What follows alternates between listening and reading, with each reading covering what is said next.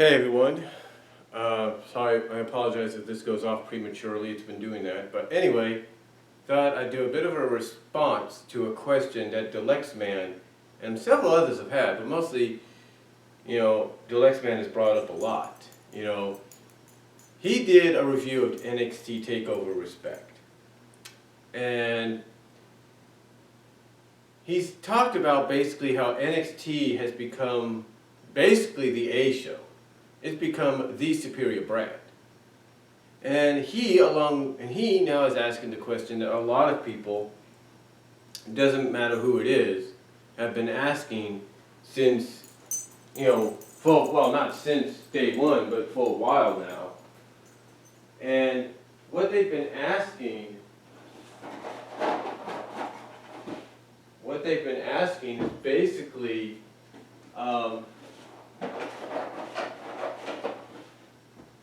why can't Raw or Smackdown, why can't basically the main roster,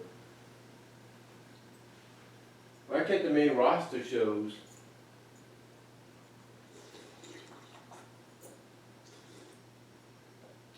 excuse me, why can't the main roster shows be just as good as NXT? Why is NXT, which ironically is under the same umbrella, the WWE umbrella, as Raw and SmackDown, why can't they be just as good? And I think the reason being is, of course, behind the scenes.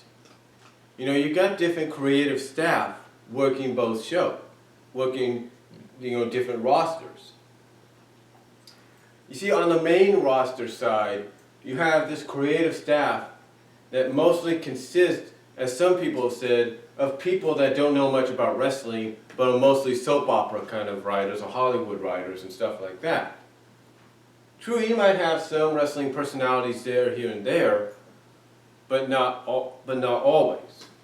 Now, Lita, being on the creative team or working behind the scenes now, full time, might be a benefit.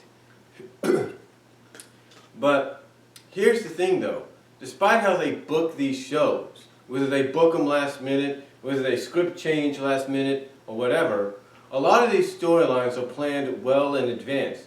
Sometimes, yes, on the fly, but some of them are planned out.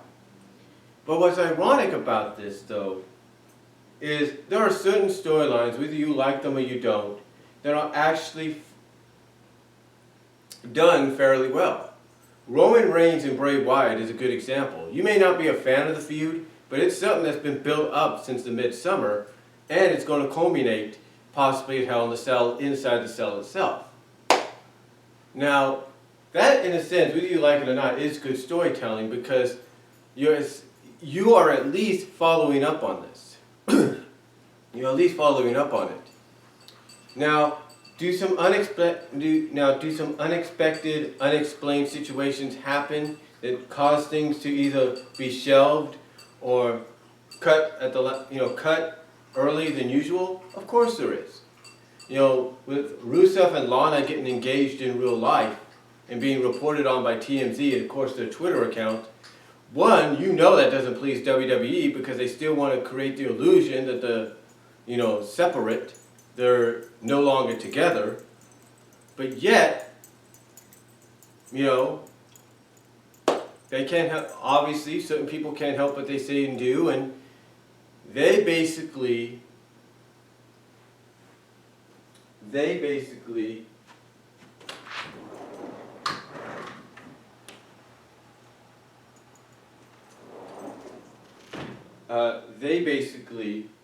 get themselves in trouble. Now, a lot of people would think what happened to Rusev last night by losing to Ryback and then getting humiliated and slapped and left to stand in the ring by Summer Rae was a bit of punishment for basically exposing the business.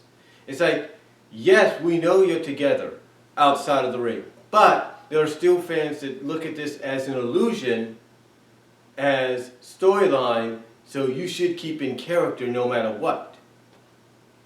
And unfortunately, Rusev and Lana didn't do that. And, well, the whole thing with Rusev and Ziggler as of right now, may have been dropped off.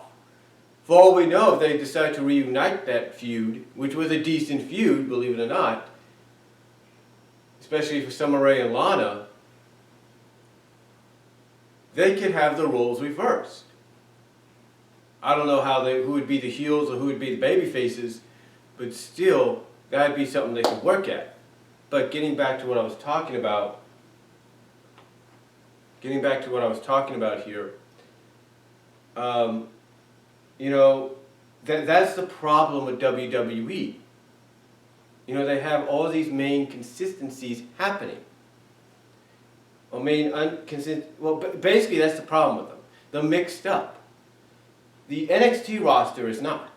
The NXT creative staff know who they need to focus on, how they need to focus, and they get the job done. They know the importance. And what's the biggest difference is that creative staff, that booking staff, are people that have been in the ring.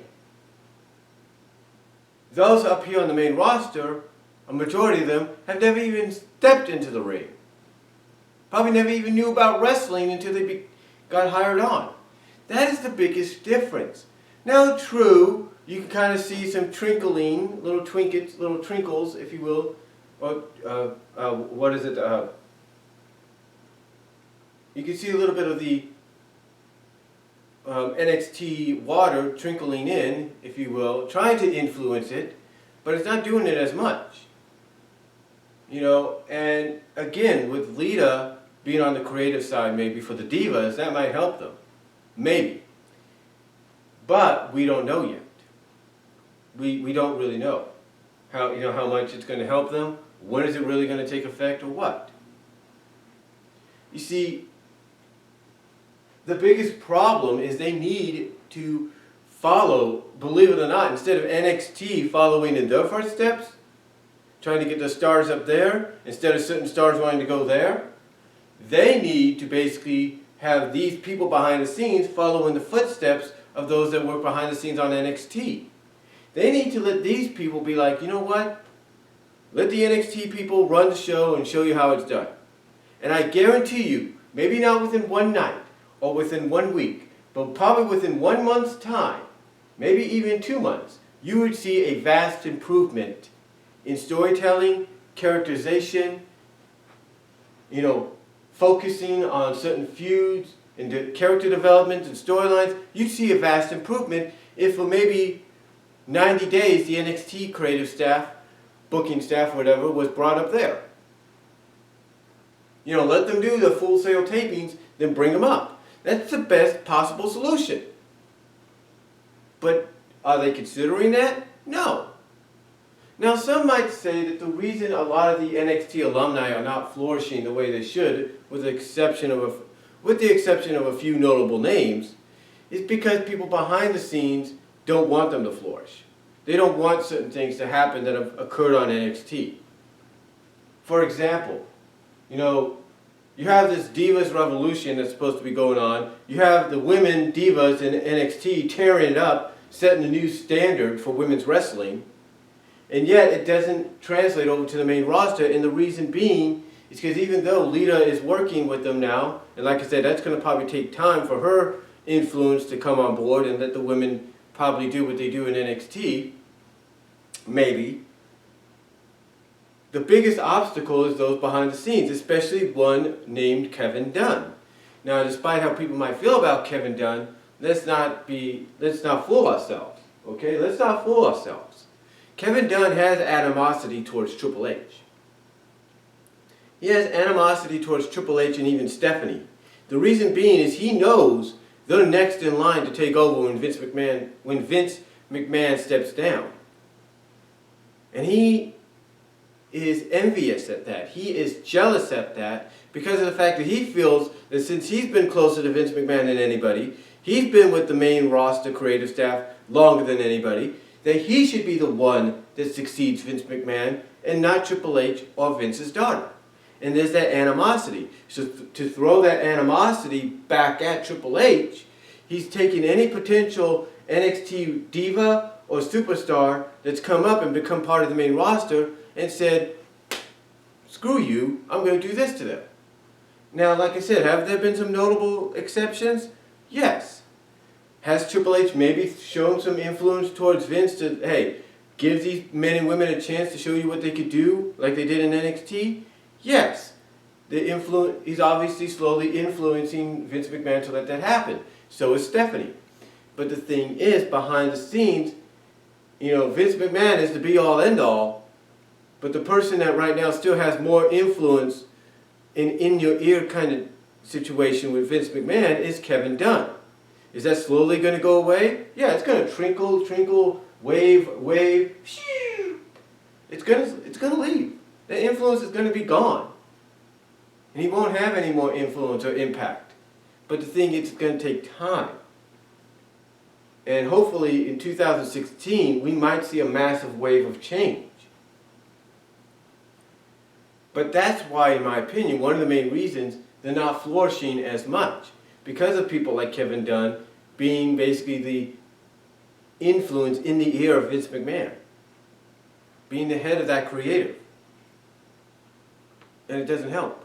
Like I said, what they need to do, at least for 90 days, to show exactly what could be the potential of what could be done, is take the NXT creative staff, bring them up after they do the tapings, and then let them show the main roster creative staff, this is how you do it. And I guarantee that within 90 days, almost within probably the rest of this year, you'd see a major influence. You'd see a major change. But that's up to the WWE to do. Will they do it? God only knows. But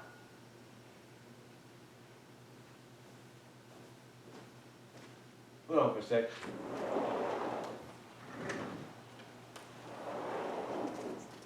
I was checking on my dog. But anyway, it's all up to the WWE to decide to do that. And until they decide to do it, we're only going to have to wait and see. Now, I know some people are thinking, with the possibility that John Cena is going to take time off to film his reality show with Fox before he comes back around December to do the whole Tribute to the Troops deal and stuff like that. If part of that is true, sometimes people like to add certain extensions to the rumor so they can be like, oh, please, WWE, make it true, make it true. And then sometimes it comes back and backfires on them. Well, again, but again, depending on how long he's gone, maybe that'll help ratings out, maybe that'll help viewership, who knows. Some are saying that Seth Rollins is to blame. Again, it's all about who's booking him. Get what I'm saying? The point is, no matter how you slice it, no matter how you look at it, the biggest difference behind the scenes is the creative and who's running it. You can tell Triple H is somebody that's been in the ring, that's been wrestling, and knows what needs to be done, knows how to tell great stories. They're working with the NXT superstars and divas, those in NXT, and they're getting some great momentum. WWE-wise, you got people that have never been in the ring. And that's what's hurting their booking. That's what's hurting their creative. Do they show, shining beacons of light at times? Saying, hey, look, we can do good? Oh yeah. They show those shining lights. They show great beacons of light and hope that they can be good. They can be better. But at times, it's all up to the WWE to get it right itself, to basically see what needs to be fixed. And again, my suggestion is to bring the NXT creative up for 90 days, and you'll see exactly the amount of change that could happen. You'll be able to see the emphasis on storylines. You'll be able to see the emphasis on characters and feuds and stuff, and how it needs to be done. But again, that's all up to the WWE. It's up to them to make a decision. I'm sure Triple H wouldn't mind saying, hey, you know what? Let's bring up the NXT guys and see what they do. The NXT creative staff and see what they can do. I guarantee you, within 90 days, 3 months, you'd see an improvement, a vast improvement. But again, to me, it's creative. That's what it is. And, you know, there's rumors going around that 2016 is going to be better, that it's going to be the year for NXT, NXT alumni to come up and shine. It's going to be the year that the main roster finally gets that change that's necessary. But who knows? We'll just have to wait and see. But to me, folks, when I look at this, folks, Deluxe Man, I look at it as a behind-the-scenes issue, and it's more creative behind-the-scenes than anything else. So it's not, you know, oh, we need the Attitude Era back, or we need the Ruthless Aggression Era. No, it's creative. It's creative. That's one of the main reasons, if not the main reason. And if another if you want a second main reason, it's the fact that NXT is on the network, well, which is a streaming service, basically very premium, kind of HBO, Cinemax-wise, HBO, Cinemax, Stars, Showtime-wise. Well, Raw and Smackdown are on USA and Sci-Fi, which are regular cable channels. Big difference there. You got basically the main roster shows under the FCC umbrella, the network one not under the FCC umbrella, as far as I know.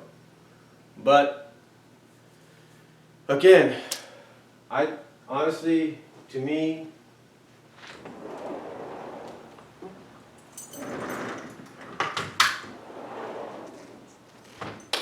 but again, honestly, to me, folks, it's more of a main roster deal. It's more of a behind the scenes. The number one issue is a creative issue deal. That's what it is, the creative staff, the creative groups. That's the biggest difference on why NXT is better and the main roster shows are not. As well as maybe secondary, it's the fact that NXT is on the network, which as far as I know, as far as streaming services and channels and all that, are not under the FCC umbrella. Well, this one is.